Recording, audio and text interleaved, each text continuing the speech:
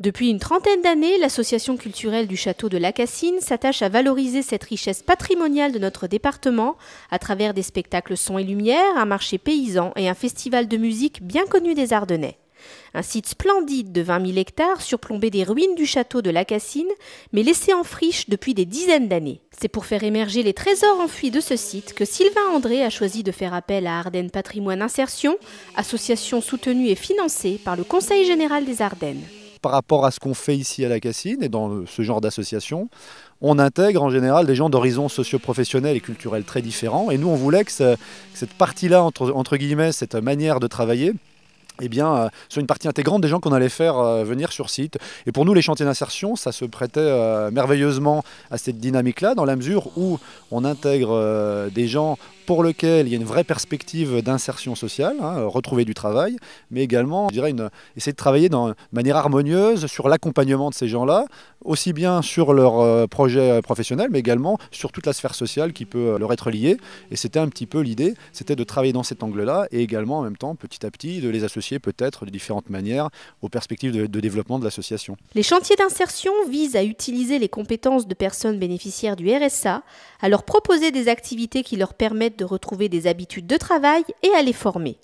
Ici, à La Cassine, 8 salariés et un encadrant technique participent au chantier depuis le 25 juillet dernier.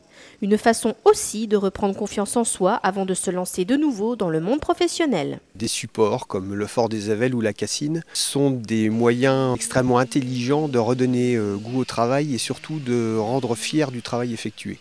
Lorsque vous travaillez sur un site comme celui-ci, qui est un site superbe, lorsque vous effectuez un travail qui est reconnu de tous, forcément vous retrouvez une certaine fierté du travail que vous effectuez.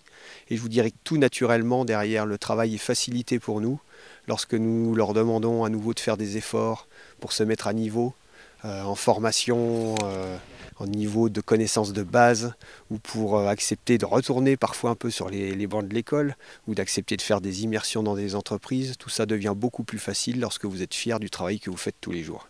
Patrick Torque encadre le chantier de La Cassine. Recruté en mars 2011 dans le cadre du chantier d'insertion du Fort des Ayvelles, il a su, grâce à ses compétences et à son envie, se hisser à ce poste en CDI. C'est à son tour aujourd'hui d'apporter son soutien à son équipe. Ce que je leur dis sans arrêt, c'est que dans la vie, rien n'est gagné tout de suite au départ. Il faut à chaque fois améliorer la vie courante. Si je réussis pas dans ça, on peut essayer autre chose et on y arrive quand même. J'ai quand même 52 ans, dont 2 mois de chômage.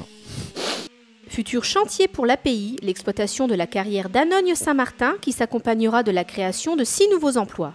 À ce titre, le Conseil général des Ardennes a d'ores et déjà accordé une avance de 200 000 € à taux zéro pour les premiers investissements relatifs à cet ambitieux projet.